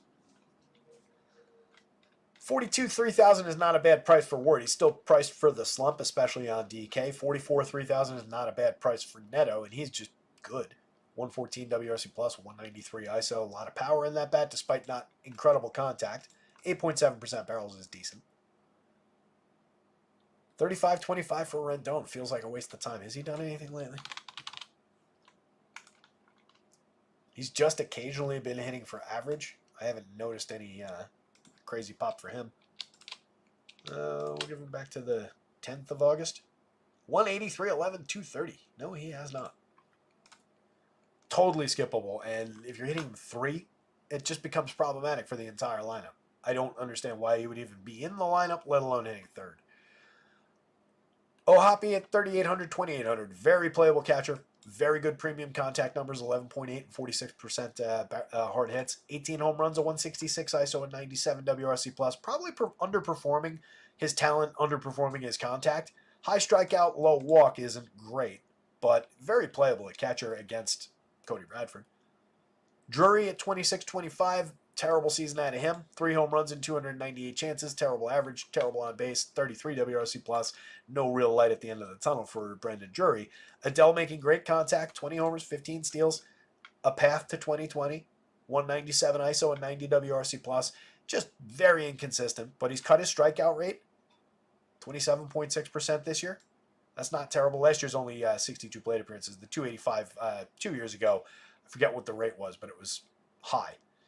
Lopez, 17 plate appearances so far. We haven't gotten much. For his career, he's 31. For his career, he's that's only 33 plate appearances. What's a fair thing to throw at him? 12 homers, 15 steals in AAA this year. But again, as a 31-year-old, there's not a lot to hang your hat on with him. Michael Stefanich at the bottom of the lineup just to put the ball in play, kind of a hitter, and hasn't really been all that successful in his 92 plate appearances. Mix and match at best. Rangers bats against Kachanowicz definitely can draw some shares there. He's not exactly pushing a ton of power in their direction. So far, he's just allowed a 2.92% home run rate because it comes on a 1.1 degree average launch. So despite some extreme hard hit and extreme exit velo, they're not getting the ball in the air. So it's cutting into the home run numbers for the Rangers. He has given up a couple of home runs along the way. 1, 2, 3, 4 games to start out. He gave up a home run in each of those. In the last 2 starts, he hasn't given one up. So it depends on which part of that you want to believe as to whether these are as suppressed as they may seem. Marcus Semien, 7.21 in the home run model. Adolis Garcia at 7.61. 18 home runs for Semien. 21 homers for Adolis Garcia. Corey Seager's on the IL, by the way. Hip discomfort. They called it a routine day off the other day. They were clearly lying. Josh Smith in the 2 spot. 3,800, 3,000 because of that. 12 home runs, 9 steals. Still carrying a 354 on base. Still sitting at a 120 WRC plus. He's been very involved in their offense this season. He's mediocre across the board as when it comes to him. And the numbers probably still a little bit above his head overall for the year. But a playable piece with decent eligibility for a fair price in a key contributor spot in the lineup as far as correlated scoring goes. Garcia at 43-31, 21 homers, 11 steals in a disappointing season overall, an 89 WRC plus, a 172 ISO. Nathaniel Lowe at 34-27, playable, 11 homers, decent slash line, 349 on base, most in particular, a 109 WRC plus. He's a very good contributor. I would actually be hitting him second instead of Josh Smith, and then probably move Josh Young up to the 4 spot. Young for 4,000, 2,900 has a lot of upside. He's hit 6 home runs already in 144 chances this year. 174 ISO, creating runs 4% better than average in the small sample, and just really getting his season going. Missed most of the year. Wyatt Langford at 39, 29. Mediocre season so far. 248, 318, 388 out of the rookie. Right around league average for run creation. 10 homers, 12 steals. You can get a little bit out of him any given slate, and he does make good contact. 8.7% barrels and 43.5% hard hits against just a 20.8% strikeout rate. Not bad. So mostly just another outfielder right now as far as the output, but probably a little higher ceiling than a lot of guys at that price range at that position. Jonah Heim for 35-27 has 12 home runs, a 71 WRC plus. He's skippable. He's playable. Ezequiel Duran, Leody Taveras last year were among our favorites from the bottom of the lineups. We got away with a lot with those two, with Michael A. and with Kyle Farmer. But this year, not one of those players has given us what they gave us last year. 9 home runs, 18 steals out of Taveras at the very bottom is the most playable spot. 78 WRC plus, a 118 ISO otherwise. Duran, at least on FanDuel, gives you 4 positions. He's relegated to just the outfield on DraftKings. He's just cheap over there. He hasn't been good at all this year. Last year, he gave us 14 homers, 8 steals. He got 14 and 14 out of Taveras. Bradford, Rangers bats. Kachanowicz, Angels bats. Last game up. Not a lot of chatter going on. Handful of folks here hanging out. Appreciate you guys. Early afternoon. Hopefully you're joining from work on your lunch hour or whatever. If you're watching in the future, hit the like button. Enjoy your slate tonight. Starts at 6:40. Football slate after that. 8:20, I want to say, start time for football. 8 something. Tiz just spent an hour trying to fix his air conditioner. That sounds like fun. Did you clean the filter? That's the first thing everybody asks about an air conditioner.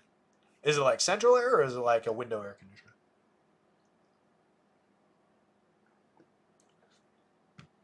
I go through about a window air conditioner a year. It's ridiculous. I live on the ground floor, or like technically a basement apartment, and just like all the dirt and grime in all of Jersey City just like blows into the back of that thing. So like every year I'm buying a new air conditioner. This year my parents actually had one stashed in the basement, so I'm using that. Hopefully this one lasts. It's been good so far. Knock on wood.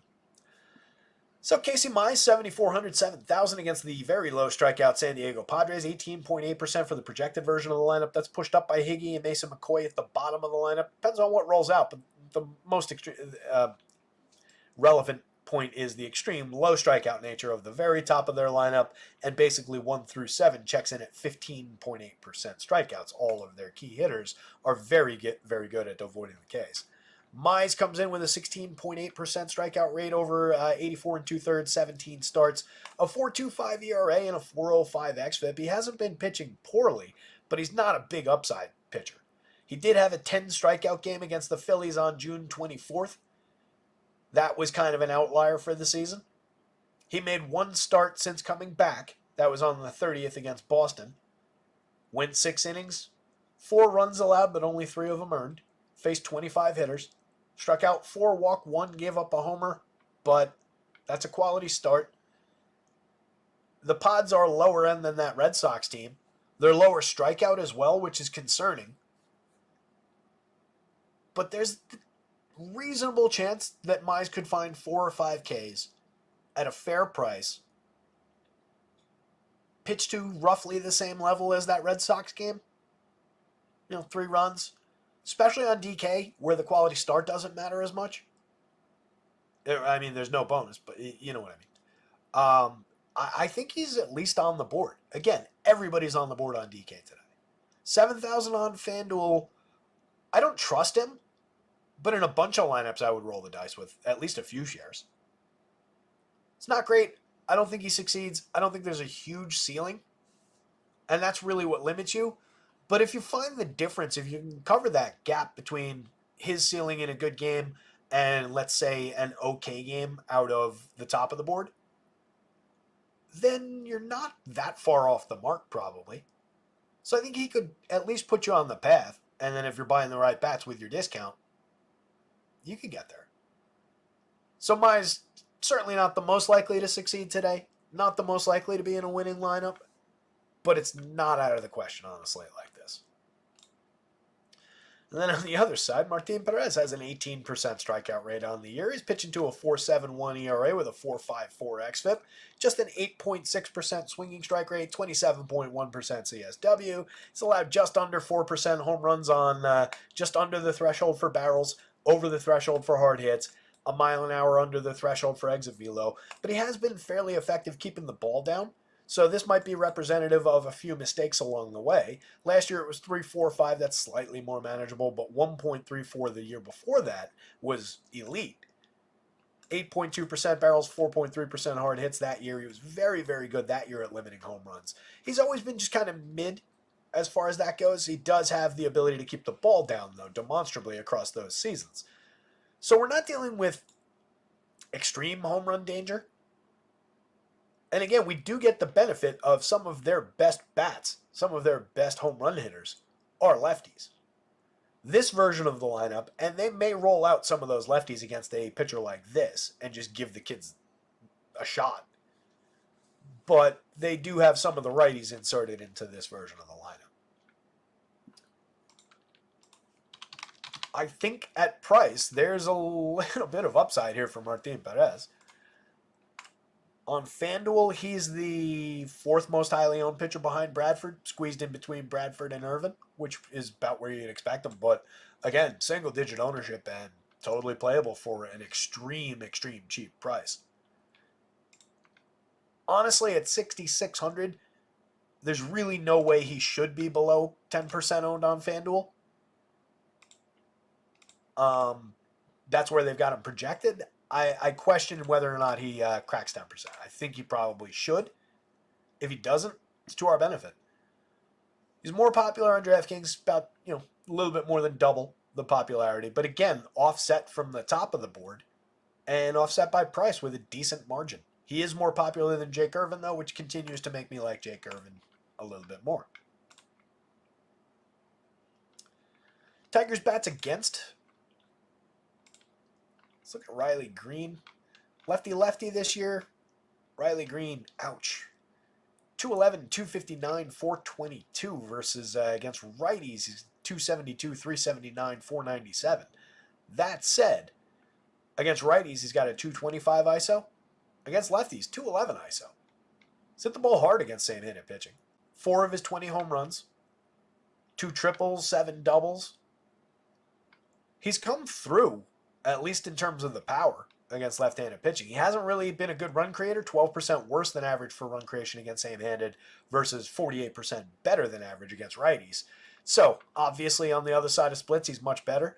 He strikes out at similarly high rates against both, but he doesn't really draw many walks, just 5.1% walks against lefties, 14% against righties. So you definitely get dinged with Riley Green there a little bit, and it makes it a little bit more comfy for Martin Perez that their best overall hitter is at least a little bit diminished in the split. Matt Vierling off the top, Andy Ibanez, a couple of righties. Vierling having a decent season, 262, 307, 445, a 183 ISO, 110 WRC+, 16 home runs. There's nothing exceptional about these numbers. This makes you a very average, middle-of-the-board kind of player. Same thing with his contact marks. But for a long part of this season, he was one of the best Tigers bats. He continues to be playable. It's a pretty good 489 plate appearances, and his price didn't exactly go up. 3,800 in the outfield on DraftKings, 29 adds third base eligibility on FanDuel. I kind of like the idea of sticking him at third if I'm going to this team. I think that's workable, and then you get 3 more premium outfielders. It's probably the better position for him.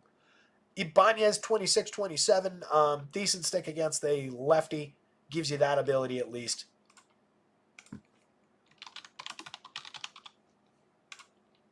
I should just pull up their board. Let me do that.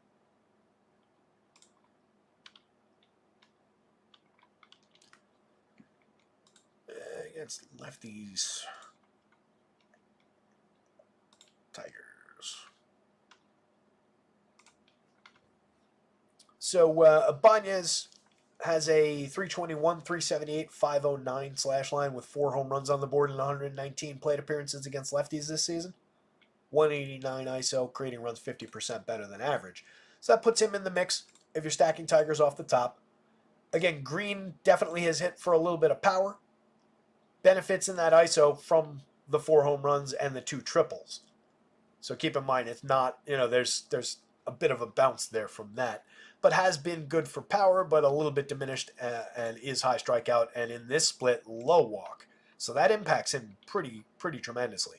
Spencer Torkelson, 4,200 up to 8 home runs in his 299 plate appearances.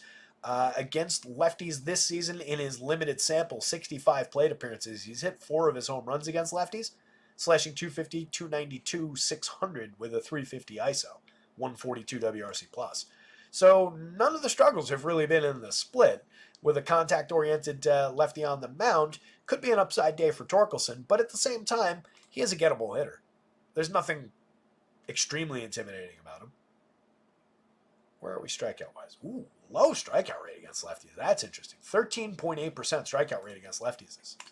That's very low. I want to see the career. What did he do last year against lefties?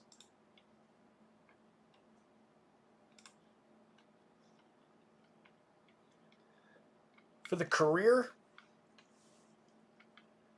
17 of his 47 home runs have come against lefties in 333 plate appearances versus 30 in 1,054 on the other side of splits.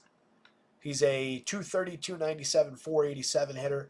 The interesting thing that I wanted to look up was the significant dip in strikeouts against the lefty. 18.9% versus against same-handed righties, 27.2%. Torkelson's a different hitter against lefties as far as the strikeouts go. That is interesting. I expected better bat on ball. I expected the power. I wasn't sure about the strikeouts. That makes it, kind of stands out a little bit. 4,000 on DraftKings, extremely cheap. 29 on FanDuel, extremely cheap. As much as I think Perez is in play on his side of this because he's so cheap and because these guys do strike out a lot overall, the Tigers' bats, given that he's good and good against lefties, these 2 guys are good or okay and cheap and good against lefties. You could mix in Green if you want.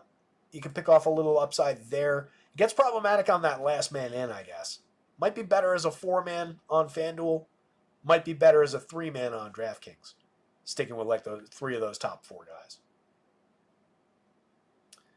Dylan Dingler at 2,400 across sites, 63 plate appearances. He's got a home run on the board, but just a 12 WRC+, striking out nearly 35% of the time. Feel like he's a mix and match caliber. Justin Henry Malloy does show power upside, 7.02 in the home run model. He's hit 8 this season with a 176 ISO and 206 plate appearances, barreling the ball 11.1%. And then Jake Rogers makes tremendous contact, but strikes out quite a bit, doesn't really draw any walks. Henry Malloy also strikes out a lot, but he's drawing at least a little bit of a walk rate. 301 on base versus the 243 on base. 10 home runs on the board for Rogers and a few more plate appearances, a 70 and a 97 WRC+. Those guys are mix and match caliber. This is where it gets hard with the last man in. 2,500 apiece for third base eligibility for Jace Young on DraftKings, second base on FanDuel. So far, disappointing output, 208, 311, 245. I'll continue to buy the upside, but maybe not today with a lefty on the mound. That said, what's his numbers? I think they were decent. Oh, no, it was Sweeney at the top of the board. Young, it's only 12 plate appearances, but he's put the ball in play a few times. He scored 2 runs, driven in 1, 300, 417, 300 against lefties so far in the show. But he struck out in a quarter of those plate appearances. Again, extreme small sample. Creedler, skippable at the bottom of the lineup. So I do think it's probably better as your short stack of the day.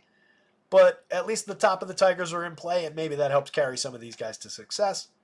On the Padres side, they're a little bit more straightforward and obvious. You get a cheap Luis Arias as a table setter off the top, 346 on base, 107 WRC+. Not his best numbers, but just hilariously low strikeout, low walk. 4.4% Ks, 3.7% walks against Casey Mize, who's not really a big-time strikeout pitcher. Should be a lot of balls in play at the very least. You can always pick off a 4-hit day with Luis Arias and a couple runs scored.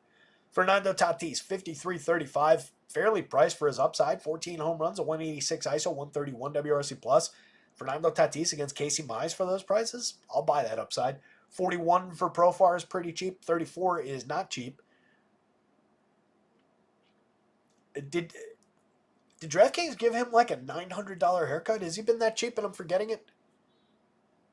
That is extremely cheap for the season he's having. I feel like they would be overreacting the other way.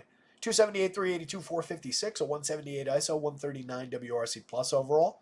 The numbers are cooling. They're coming down gradually, but he's in luck. The season ends fairly soon, so it'll probably, as long as he's somewhat capable over the last couple of weeks, it'll still end up looking like a good season. Manny Machado, 55-35, 23 home runs on the season, a 185 ISO, 118 WRC plus. Pulled his numbers together a little bit. Had been hitting the ball hard all season and finally seeing the results from it. Decent slash line, good WRC plus, 10.1% barrels, 48.8% hard hits, looking a lot more like Manny Machado. Jake Cronenworth is playable, 43-29 from the left side, 16 home runs for him, a 157 ISO, 110 WRC plus. Bogey, 42-29, second base only on DraftKings and shortstop on FanDuel. Giving you a capable slash line, but just a 92 WRC plus. 7 homers, 10 steals, and 384 plate appearances. It's a disappointing year for Bogaerts, but any given slate, his low strikeout, medium walk nature takes over. Put a few balls in play, come up with a couple of doubles and some runs scored, some correlated scoring events. He's always on the board. 48-34 for Jackson Merrill, who's up to 22 homers, 16 steals, a 208 ISO, a 130 WRC plus. Either your rookie of the year in the National League or your runner-up. He's been tremendous and honestly probably 200 too cheap on DraftKings. Right about right on FanDuel. Kyle Higashioka, 16 homers, a 291 ISO. You guys know I love that bat. 218 plate appearances, tons and tons of power upside, and 9.90 to sit second in the lineup for home run upside. You get Tatis above the magic number, Higgy just below it, and then both Profar and Manny in the 8s. Not a bad spot for power against the limited output that Mize has allowed so far on a decent launch angle this season. Higgy at 3,900 on DraftKings, where you need catchers, continues to be interesting with his power upside. Mason McCoy, mix and match option at shortstop, and that is your 5-gamer, gang. One last look at your pitching slate. Ranger Suarez, Ronaldo Lopez, just offset from everybody else at the top of the board by everything. Price, ceiling, projection, matchup, everything's elite. 2 good pitchers. 10-5, 9-7, not mispriced. Ronaldo at 10-9, 99 might be mispriced relative to Ranger, but not mispriced relative to what his output has been this year. Again, I do still think that Ronaldo's overpitching his talent. But he's not bad. Even if he has a regression game, it's not terrible, and it's still a great spot, great matchup. I do tend to think that between the 3, though, I was waffling a little bit when I was talking about the Angels, but I think I would lean Rocky's bats if I really wanted to take an angle, as good as Ronaldo's been. I think there are just more interesting bats on the Rockies than there are on the Angels or the Marlins. Bradford very much in play, and especially as the lowest owned out of these 4 guys, and similarly owned to actually I think he's lower owned than Perez on both sides as well. Out of these 5 guys, considering where his price is on FanDuel, that's what it was. Very, very interesting and very, very playable here. On DraftKings at 79, he was extremely popular. It was Irvin that I meant was offset. He's the least owned. Got mixed up there. Irvin at 86 is lower owned lowest owned out of those 5 guys. That's what puts Irvin on the board. A little bit of upside for innings, a little bit of upside for Ks, and the fact that he is a quarter as owned as Cody Bradford against the Angels for 79. Just it's worth paying that extra tax for to buy that ownership offset. Perez is going to be more popular, but has reasonably comparable upside. A lot of downside, but a lot of downside for most of these pitchers. Definitely think he's in play. He's downright interesting on FanDuel at 66, considering what that can buy you. Casey Mize against San Diego, 7,074. Again, everybody on your DraftKings slate is in play. Literally all these guys are in play on DraftKings, depending on how many lineups you build. In one lineup, I honestly think your best bet is see if you can pair those two guys and get back to bats you like. If you can't, take one of these two guys and pair him with Jake Irvin. And you're still paying a lot, obviously, a pitcher, but at least it helps you out with your discount. If you have to go in one lineup away from Jake Irvin even, I would probably skip the Bradford play just because of how popular he is and probably consider Perez. It's a little difficult to swallow in one lineup. You're taking a big risk. If you're risk averse, then all right, go to the popular Bradford and try and offset it with bats. In that case, maybe you draw down with bats against whichever one of those guys you skipped. And in that case, it should probably be Ronaldo and get the better bats with Colorado. So it just depends on the math of how you're putting it together. But there's angles all over the place on a 5-gamer. Adam Aller, again, I just continue to think that the success is going to probably end today. But at 72 on DraftKings, you can mix and match your way to at least some shares of Aller, considering the quality of the last few starts. But the downside is extreme. The Phils are showing a bunch of power against, and they are the top-ranked stack of the day. 86 on FanDuel really cuts into any kind of value. I'll just take this all day. Austin Gomber, this being Jake Irvin at 84. Austin Gomber could see some success. 72 is not even all that appealing on FanDuel. Just puts him a little bit in the mix. 67 on DraftKings does give him a little bit more upside. Again, you're just looking for clean innings and avoiding the home run ball. And then maybe we find our 4 or 5 strikeouts along the way and book a quality start, book some innings, and we're okay. If you can avoid the home run ball, I think that's realistic. If he runs headlong into the home run numbers that we're seeing for the Braves, problematic. Falter's just bad, but at 61, you can throw a few darts on DraftKings. Same thing with Kachanowicz. Might not be bad, but isn't high strikeout. So for DFS, the upside is limited. You're more just looking for clean innings, and he has been pitching deep into games. So maybe he gives you that 6 or 7 clean innings, but that's really the extent of the hope there. 4 strikeouts. But for 59, it's playable. It's your home run board.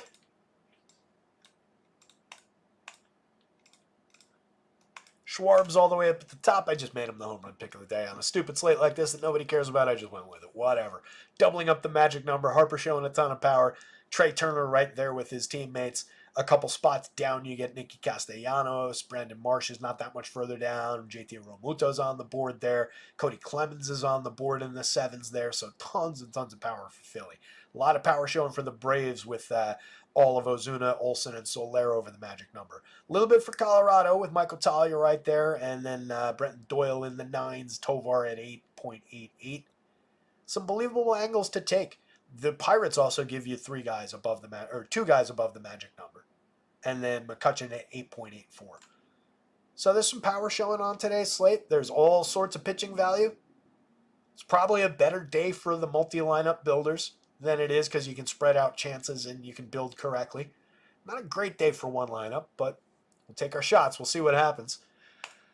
And that is about it, gang. Appreciate all the likes, the subscriptions, the hanging out for the full show. Coming up on 3:15. If you weren't here at the beginning of the show, football projections for the main slate are live. Tonight's single game slate is live right now up at rotoscouts. Check them out. I will be updating baseball throughout the afternoon. I'll be working on football throughout the afternoon, get my notes and shit together for tonight because we're coming back 5:30, 6 o'clock. Haven't decided yet. Probably 6. Let's be honest with each other. Probably 6 o'clock. We're going live again to talk about this football slate tonight. So just going to be focused on the single gamer for tonight. We're going to get in and out in like an hour, but we'll do our usual routine. We'll talk about the players. We'll build out some lineups for both DraftKings and FanDuel and talk about just the uniqueness of Showdown and how to go about it. And hopefully we'll have some luck with monster prize pools on deck. So that should be fun. Thank you, Cujo. I appreciate it. Tiz, thank you. Side note, Rip Rich Homie Quan. I don't know who that is. Catch it for NFL stream? Yes, I will have NFL stream. Lone Wolf Series watching the playback. Appreciate you, buddy. We'll catch you a little bit later on. But yeah, figure 6 o'clock for the football show. But yes, we are on for football tonight. Start of the season. Really looking forward to it. That said, baseball's still up. So good luck out there. Somebody go win something. We'll see you in a few hours. Later, guys.